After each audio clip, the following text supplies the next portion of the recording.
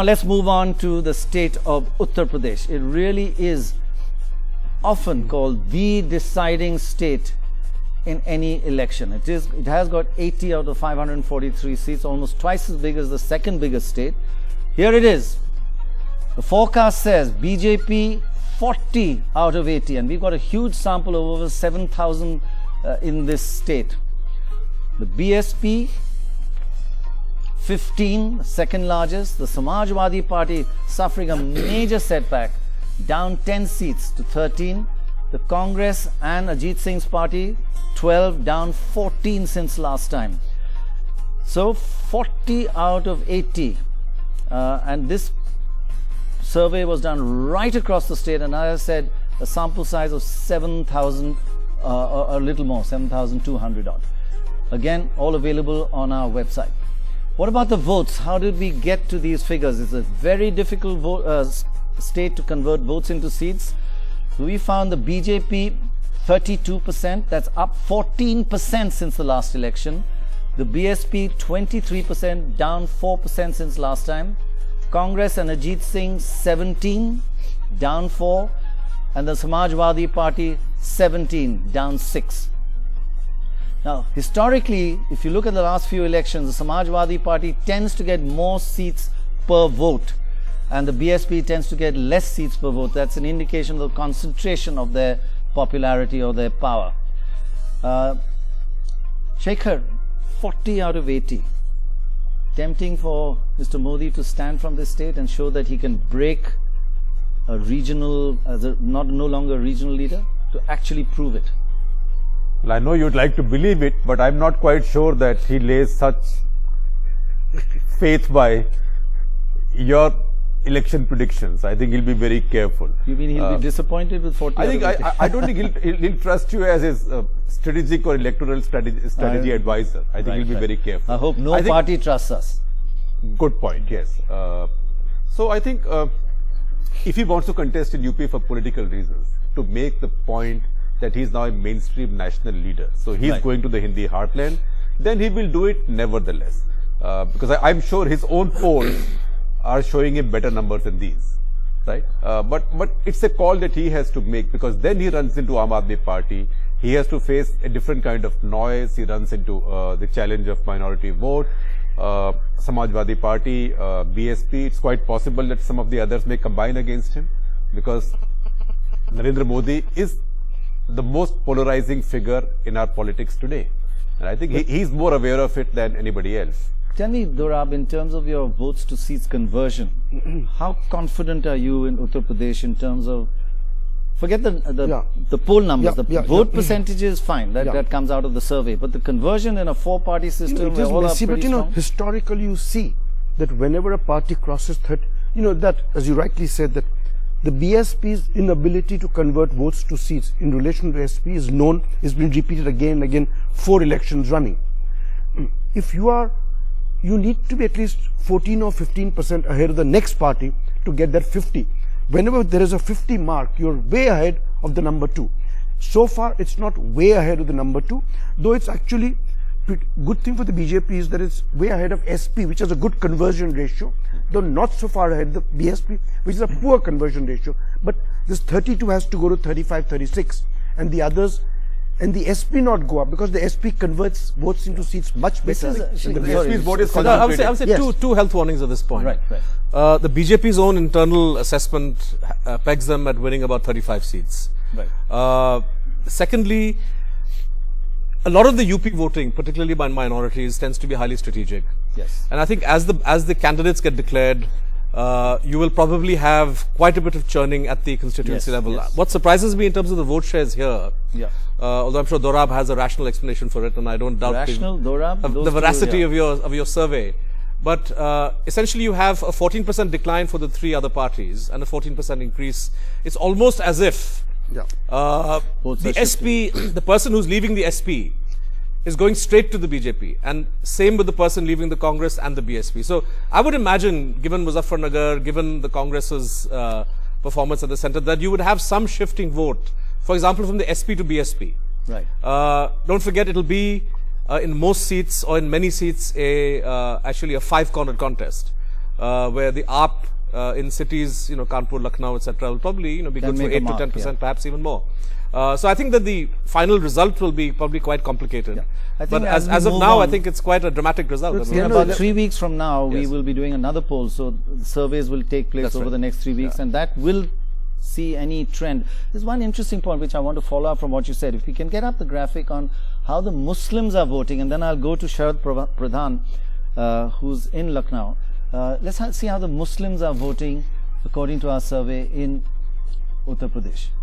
Here it is. The BJP getting 8% of the Muslim vote, the BSP only 8%, Samajwadi Party 32%, and the Congress 36%. Does that come as a surprise to you?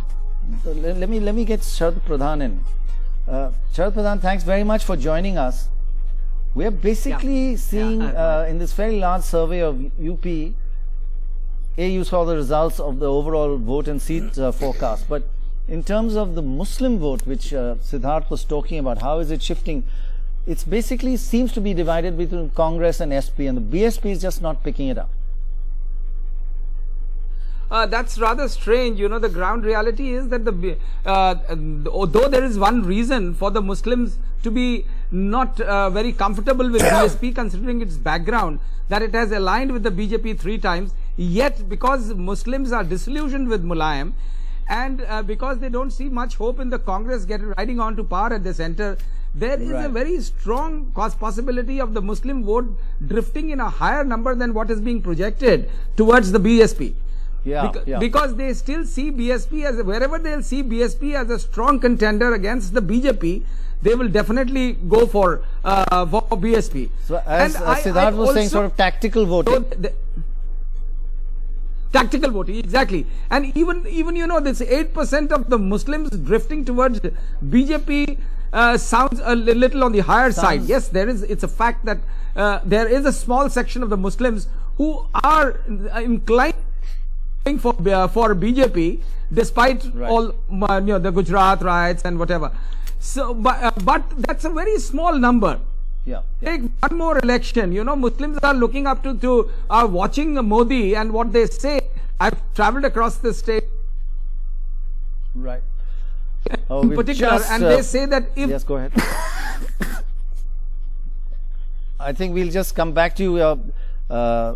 Satellite pictures freezing a second. Just have a quick one more division according to upper caste voters. Let's see how they're voting. This is the way upper caste voters in Uttar Pradesh said who they were supporting. Here we are.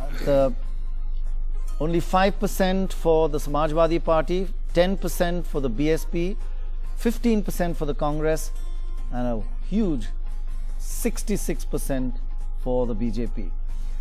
But Dorab, that's expected. Would you feel? So. But I tend to feel also that the Muslim vote is understated somehow for the BSP. Well, 8%. One doesn't know, but it's true that many people. There's another question we aren't showing today, which shows that they blame Mulayam for the Muzaffarnagar riots. In that case, one would have expected them to shift to the BSP or the Congress. I think it will also depend on candidates, because Mayawati is known to make a very shrewd choice of candidates. Wherever she sees a chance of getting Muslim vote out of SP. But I think once candidates are declared, I think you're right. I mean, I think that's one important factor here. If you could just give me the politics of it, that if it's true and she finds she's only getting 8% of the Muslims, being an ally, supporting from the outside, she doesn't lose much base of supporting her base. BJP also. Supporting Modi from the outside. She doesn't have a huge voter core base. I think her eyes are on the next assembly election in Uttar Pradesh, and I think it will be fatal for her to. Both she and Mamta looking at the next election. She's been there before. Anybody who's been there, let's not forget that Naveen Patnaik, Mamta Banerjee, Nitish Kumar, they were members of Vajpayee's cabinet. Also Umar Abdullah. Right? And ADMK had members in that cabinet. So once somebody's been someplace, this is an important point you're raising, Shekhar. All of them say that there's a qualitative difference between Vajpayee and Modi. Is that a justifiable remark by them, or do you think it's the BJP and once you've been with them, you have been with them? I think it is a justifiable remark to an extent, except do you trust all these people with that remark? I'm sorry, I don't. Right. Because I'd like to see their remarks on May 16 or May 17, 18 when bargaining and negotiation is on. Because then they'll find some justification. You can always say, but I am joining in so as to moderate Narendra Modi's behavior. Right, so as to protect Indian secularism. You know, people have give a stable government. People have justified all kinds of crimes. Let me bring in Sudhendra here. In national interest and in the interest of secularism. I mean, Sudhendra is a pretty large sample in Uttar Pradesh, done randomly, chosen everybody from electoral rolls. So we're not underestimating or underrepresenting the BSP or the poor. And it says 40 out of 80 seats to the BJP. And it also says that the BJP is only getting 8% of the Muslim vote. Pradhan just said that in fact 8% seems high, but you know, these are difficult things to assess. But overall, 40 out of 80 seats will go a long way towards making the BJP closer and closer to that 272 mark, right? It's an important No doubt about it.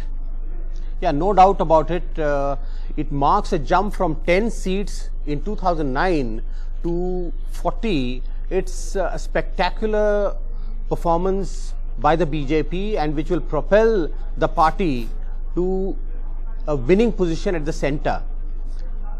Some of the factors, in my opinion, that are pushing the BJP forward in Uttar Pradesh is the total disillusionment with the ruling party, the Samajwadi Party.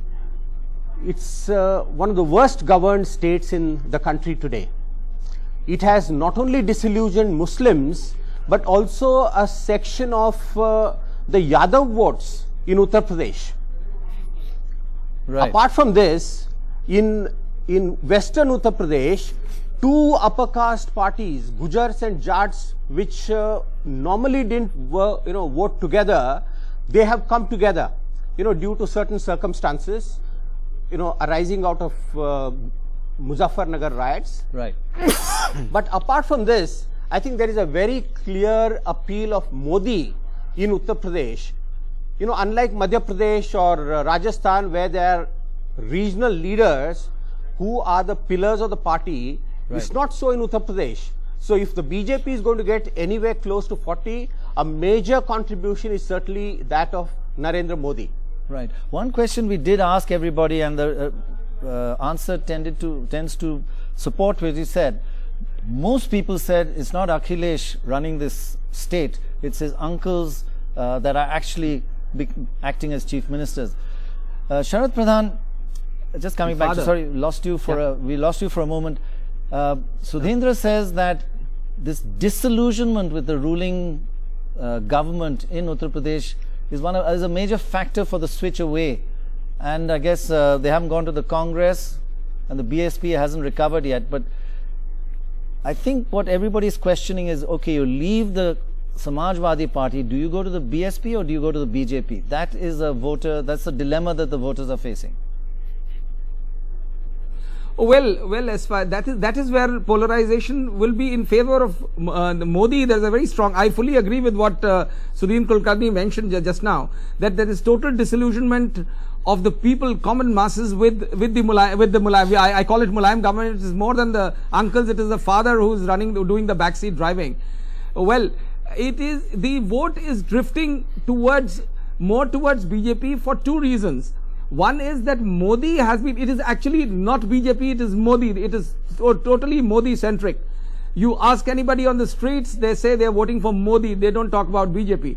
So, and because UP, there is a crisis of leadership in the BJP, Modi is seen, every candidate of the BJP will be seen as a Modi contesting somewhere.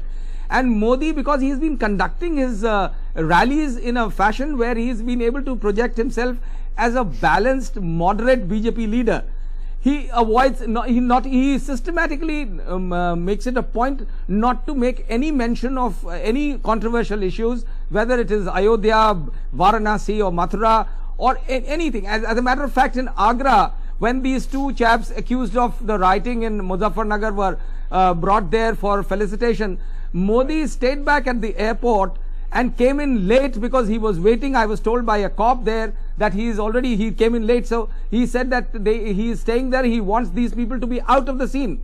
And after these two chaps were quickly garlanded and taken away from there, Modi arrived there. So this is what is being seen by, his traditional Hindutva voter is already there. He knows it. The edge that he is getting is because he is being able to address and win over the moderate Hindu who is not interested, who is not influenced by the Hindutva line, which is what is making a lot of difference. And in that there is a lot of youth. Yeah, very interesting. There is a lot of youth which is in the going survey, for Modi. This change away from Hindutva to getting the more moderate Hindu vote? Well, if you look at, we don't exactly know because we didn't ask about Hindutva, but the question, the shift you see suggests, for the caste shift you see, it suggests that, there is a movement towards him across all castes. For the first time, there's Kalyan Singh, there is Lalji Tandon, there is Kalraj Mishra, there is Uma Bharti. Here is one pan leader coming there. So obviously he's tending to unite people from all factions and pull them towards the BJP. One caveat maybe though, that I think there's been a certain foregrounding of the OBC factor in the BJP's campaign, the Modi campaign. Right. And in the context of the controversy over the Banaras seat and the perceived slight to Dr. Mulayam Joshi, who's regarded as the tallest leader of the Uttar Pradesh Brahmins. To what extent will this, I think it's early days yet and I still don't know how the BJP will play its cards on this, but certainly the Congress is looking to exploit this in a big way and to somehow paint the BJP as slighting So what's Brahmin, your guess in voters. the end, who will fight from Banaras? You are predicting everything, guess. not I. You don't have to guess. But I can say one thing, that I do not believe in today's mood and environment, Siddharth, let me disagree with you.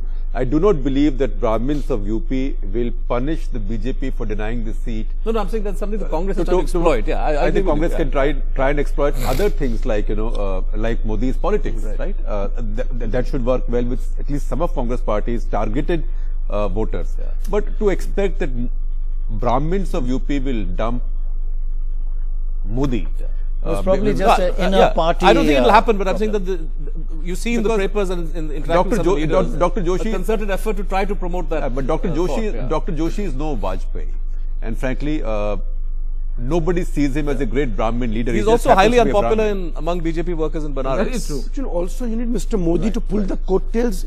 If it stands from UP, it pulls, it gives, there are some coattails that he has. In this election, Mr. Modi is the first among the Brahmins for BJP's voters. Right. Okay, let's move on.